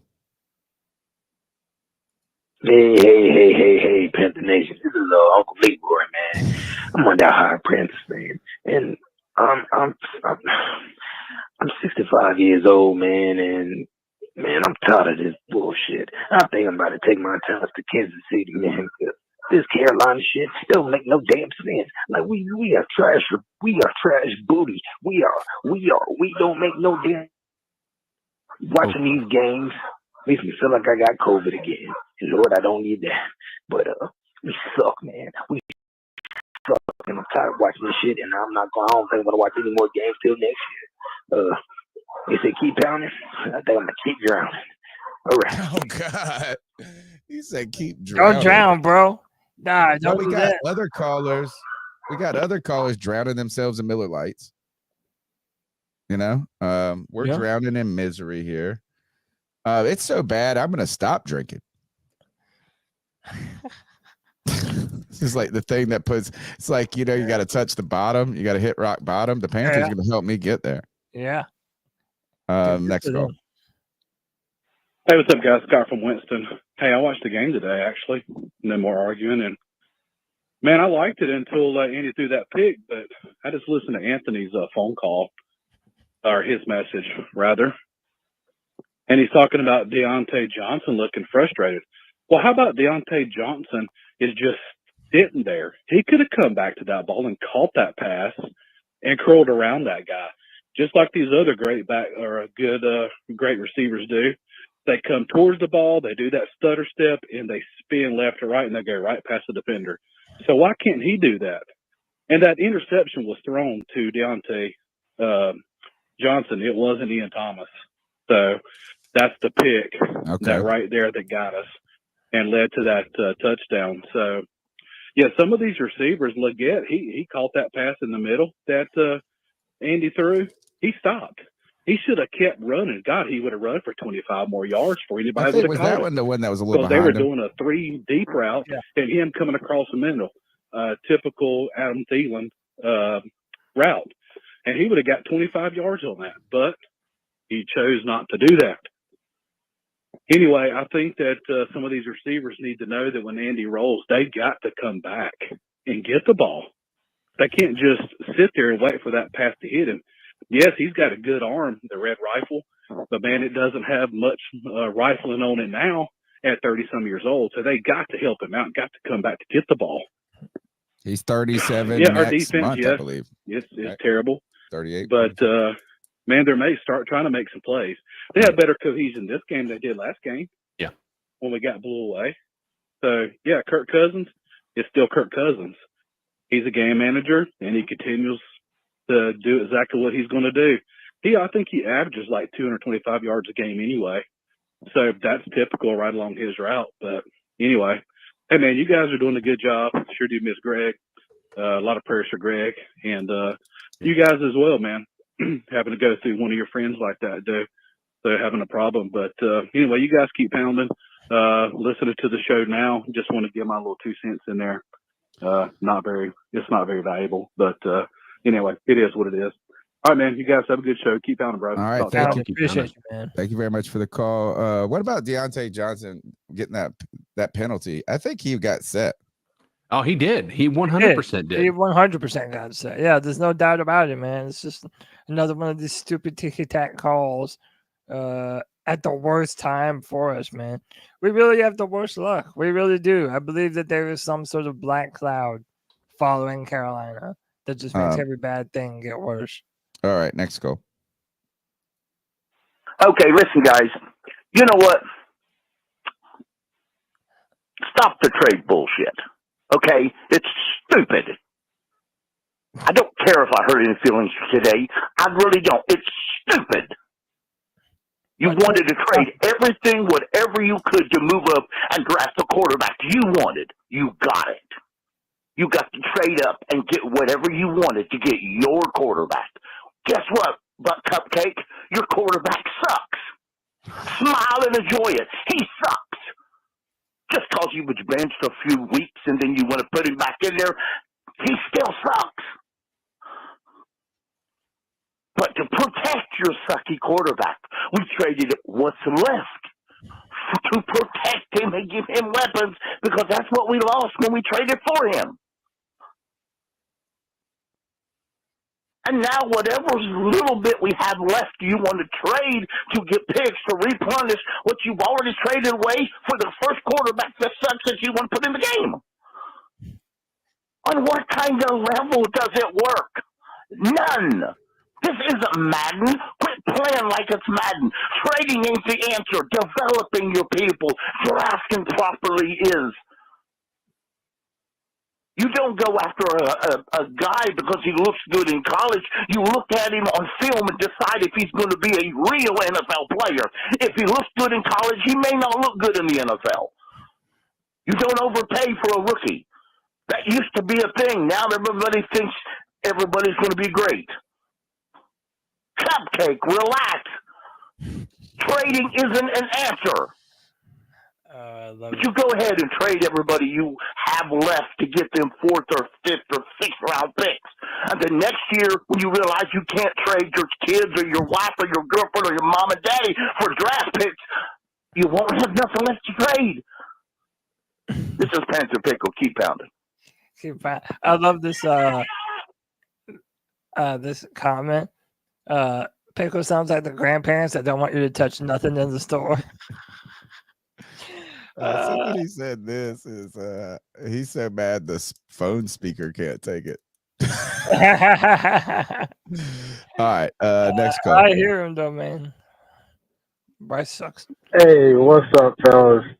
I called one time before. I realized I didn't say where the fuck I'm from, but my name's Preston from Hickory.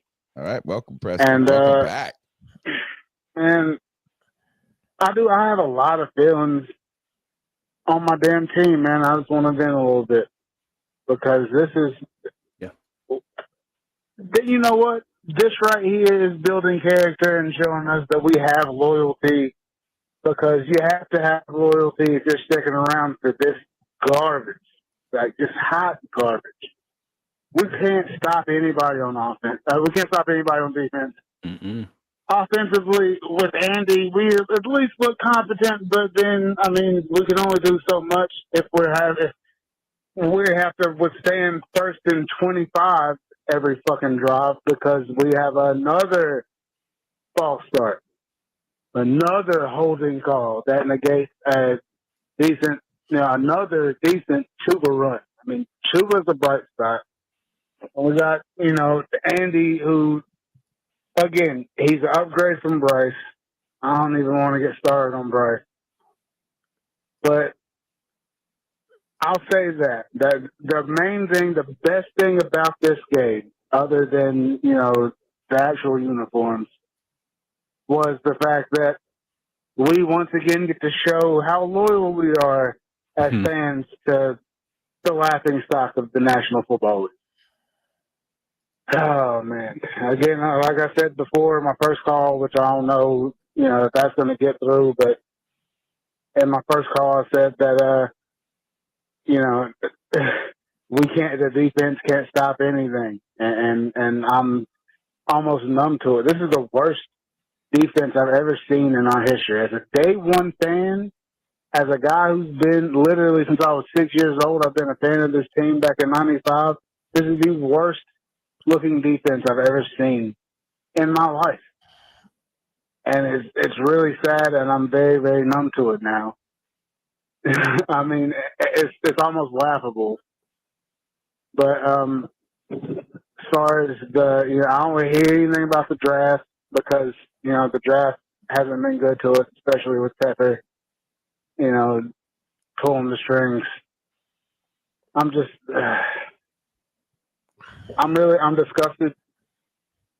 I'm really disgusted, but numb at the same time. I don't know. But that was it. I figured I'd use my time to vent. You guys have been my therapy every single week. Again, Appreciate you, Preston, and we appreciate you calling in.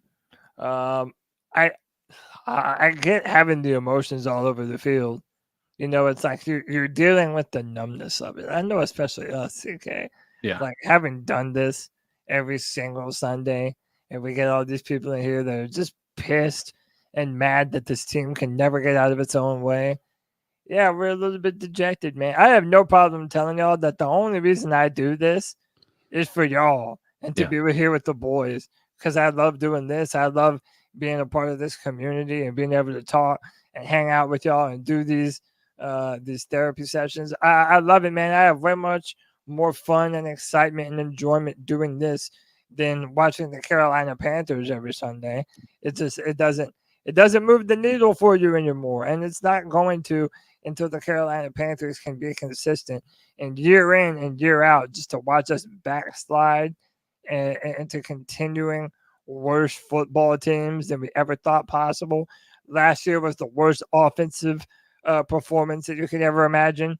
This year it's the worst defensive performances you can ever imagine. It doesn't seem like there's ever an end to the tunnel. It's like you see the light at the end of the tunnel, but you just keep on going and going and going. And it's a train. Bright light just never gets bigger. It just stays ever further out in the distance. And it's just it's demoralizing. Will Truly. there be a point this season where we, the three of us, don't watch the game but do the post game and just have the callers tell us what happened? We should try that next Sunday. I'm watching next Sunday. I want to see. Kristen said this earlier. She's there to watch Luvu and Jaden Dent. Yeah. All right. Power through these last three calls. Hey, what's up, C3? It's Tyler, Run DMC Lovato. And I want to play a game with you guys real fast. I want to have some hope. So I want each of you to give me 3 reasons or 3 separate things that we can do for maybe the next year or two to make this team decent. Like, what would you do if you were the general manager of this team in the next 3 years? Would you load up on the defensive line next year in the draft? Do you YOLO it and pick a quarterback? Would you go the veteran route? I just want to have something to look forward to, and I want to talk about it. So let me know what you guys would do. Good call. Good call. Good question. All right. We'll start with you, Cody. First thing you would do. Let's do one each. We'll go around and around and around. Yeah, I'm drafting every single player in the draft with a questionable character background. I want some fucking dogs. I want somebody that punched a principal in high school. You know what I mean? Like, give me somebody that you definitely don't want your daughter to bring home. Just a big, bad, mean motherfucker. Preferably put him at D-line. And I think we're good to go, man. Maybe another shit-talking corner. Yeah, I want some real I want someone who went to juvie for a few years. You know what I'm saying? Like, let's really ratchet it up. I'm done with the Boy Scouts, man. They get done with their, you know how you have your 30 interviews and you go, that interview was the worst. Yeah. I'll take them. This is my guy. Mine, CK, is I'm going to take those 8 picks we got, and I want to consolidate them into 4 real good picks. And I don't want to only draft defense. I think that knee-jerk back and forth, like we got to do this, we got to do that. I think you get 4 players instead of 8, like that you're going to cut 3 of them, and you get 4 players that are going to be contributors to your team. And I don't know what position, but you're going to get 2 defensive players in that at least. I could understand that thought, but I feel like I just and maybe I'm jaded by the fact that we haven't really been successful in drafting, but I just don't. I would rather throw as much against the wall as possible and hope that something sticks. Okay. You know, if you draft 10 players, 15 players, odds are 5 of them are going to be good contributors on the team. You know, I get your thought process. I do. And honestly, there's no fault in that thought. My mindset is I would rather see it because we're already dealing with a large number of our players that are going to be off of this team this year, you know, unless we re-sign them. But I don't really know that there's anybody on the team that we'd want to re-sign. And so now we're dealing with, okay, we're going to be having players that are unknown that have, you know, that we're either going to have to pay a lot of money for, or we're just getting other teams' backups again, and we're back at square one with all the stuff that we're dealing with. CK's go to the bar and get laid strategy is just a lot of lines in the water. Yeah, just, you know, go for no. Yeah. All right. The second thing you do, Cody. The second thing I would do is whatever we have to do to get rid of all the dead cap. Like, I mean, I don't know if there's anything you fucking can do. How do we never have money? I know, and we have the worst team, and we never have money, and we're still paying for players who aren't even on our fucking team anymore. Dude, we're just, it's humiliating, man. Absolutely humiliating. And if I'm the GM, I'm moving the mountain to evaluate the proper quarterback, find them, and get them on their team. I don't know if that's even this draft or this free agent cycle, but if you evaluate a quarterback that you think can be a franchise guy, dude, move heaven and earth to go and get him. And we did that, except it was for the wrong quarterback. So I think we also stopped taking risks on players that could be good in the league and just go after known commodities and you know, tangibles and athleticism and things like that, because, you know, unfortunately, I think it's all too common that the people who are the most prepared for the NFL are actually turn out to be the least prepared.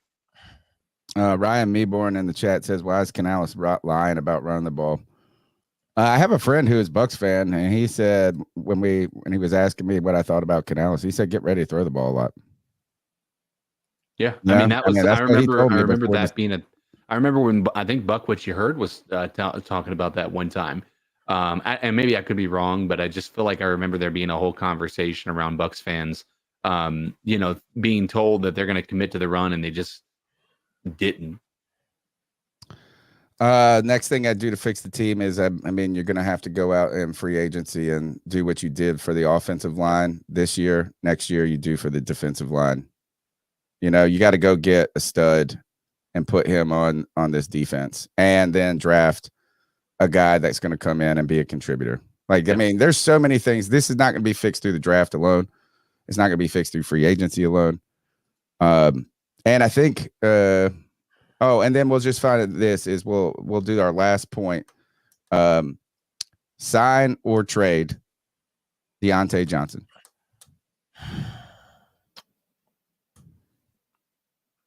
Trade. I don't know that I want to continue to take a step backwards on that. It took so long for us to feel like we had an offense or a weapon on offense that was, you know, somebody who consistently offered a great outlet. I think you signed Deontay Johnson. This is going to be a lame answer. Is you either sign him before the trade deadline or you trade him before the trade deadline. Like whatever it is, if you don't sign him by the trade deadline and don't trade him by the trade deadline, you fucked up. Yeah. All right. Let's go to these last two calls. What's up, guys? It's Alex from Tucson, Arizona. I know I haven't gone on here and talked lately, but What up, Alex? I watch your guys' fucking podcast after every terrible loss. Thank you. And I gotta say, at this point in time, I look forward to the podcast, not the game. We are garbage, man. And honestly, I think half the players are on the injured list, IR, are probably just taking a seat out, man. I don't even think they're really hurt. I really don't. We're fucked. Andy Dalton is that one quarterback that'll give you a great game, a decent game, and 2-3 bad games. He'll come out, do it again, and that's why he's been let go from all these teams. Yeah. Do I think we can continue with him? Yes. Do I think Bryce can learn from him? Yes. Do I think next year we start off with Bryce again? Yes. He's our franchise quarterback, man. We got to give this kid, now that we have an offensive line, give him a couple more offensive weapons, or just let these rookie wide receivers develop and be able to catch the ball a little bit better. And we just got to get an offensive coordinator, man, because I know everyone's like, why did, Dalton throw that pass? But realistically, that offensive play that was drawn up was trash. It should have actually probably ran the ball because we're getting 10 yards every time. But yeah, man, you know what? I look forward to the fucking podcast. So I'm going to go back on that shit and watch you guys finish it up. And, looking forward to next year. Man, we appreciate it. Have a good evening. Here's the last ladies call. and gentlemen. Last call. It's just. I'm back real quick just to say, bring back Steve Wilkes. That is all. I wish I could say, why did you pass the ball? You shouldn't pass. Yeah, I guess you should have just run the ball at that point. Yeah. Until they stopped you. Like just you know what is your Agreed. defense can't stop anybody. So why don't we try to have a 7-minute off the drive? field. Yeah, and score and tie it up, and then maybe we can somehow win in overtime. But they couldn't stop. But you do need to soften the run defense up a little bit with the threat of a throw. Andy shouldn't have thrown that pass. He should have thrown it away or dumped it off. Yeah. And then you could have lived to run another day. You didn't need to get second down? You didn't need to get everything right then. I mean, one thing if it was third down, 3rd and 9, and you have to throw. But you could have lived to just run the ball 2 more times.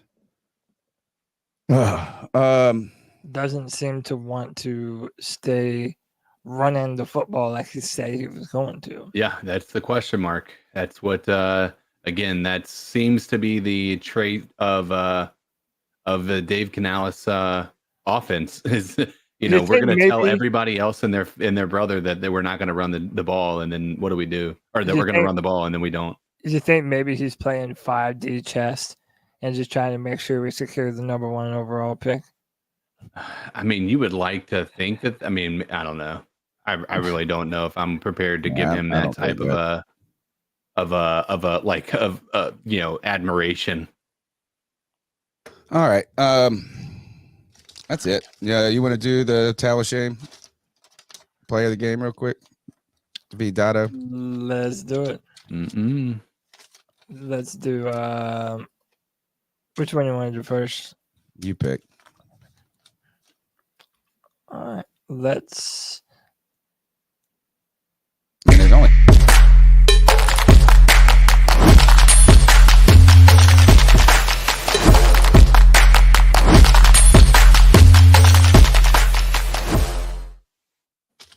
Tell a shame where we call out the worst the player, or I don't know, where we shame somebody. I'm just going to shame the entire defense. Yep. Amen, brother. That's it. I'm shaming Ian Thomas. I can't stand you. I'm sorry. Okay. CK? I am going to shame Cherilus for that stupid. God. No, Xavier Oh yeah, Xavier Woods. All right.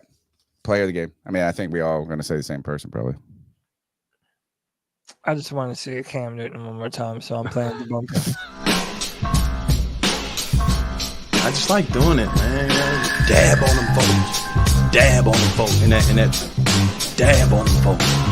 They like seeing it. Tell me what to do. Dab on them folks. All right. The dab on them, Congrats. a.k.a. David Dotto. Congrats to Cam for being the new host on ESPN's First Take. All right. Good for Cam. Chuba Hubbard. Chuba. Good one. CK.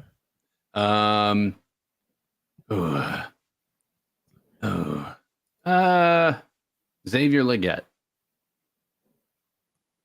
We need to get him involved more. Yeah, we do. Yeah, we do. I am going JC Horn. I think Buddy's continued to look really good, and when our defense is absolutely dog shit, he is the one shining light on the team. And I don't know. It'll be interesting to see what we do with him going forward. Yeah. Was it Coker? Somebody said 3 for 3 on targets too. Coker. That's cool. Oh yeah, Coker did have a good first half. All right. That's the C3 Panthers post-game show, also known as C3 Mental Health Services and home for the shelter for the battered Panther fan. We're here on Tuesday nights live at 9 p.m. Fridays for the Friday free-for-all, and after every miserable win and loss, or game, should we say, Sundays. Make Sundays great again. Please, someone. That's it, dude. Thanks for all the people that supported. Look, somebody bought a t-shirt during the show. You guys can go to CarolinaCatChronicles.com, hit the shop gear tab, get a t-shirt, get a coffee mug, subscribe, thumbs up. Check us out on Spotify, iTunes, wherever you get your podcast. That really helps too. Even if you've watched the show, just go download it, press play, listen to 3 minutes, and then dip out so we can get some download numbers up. Because I tell you this, if you want to watch numbers dip on the C3 Panthers podcast analytics, go from September to October.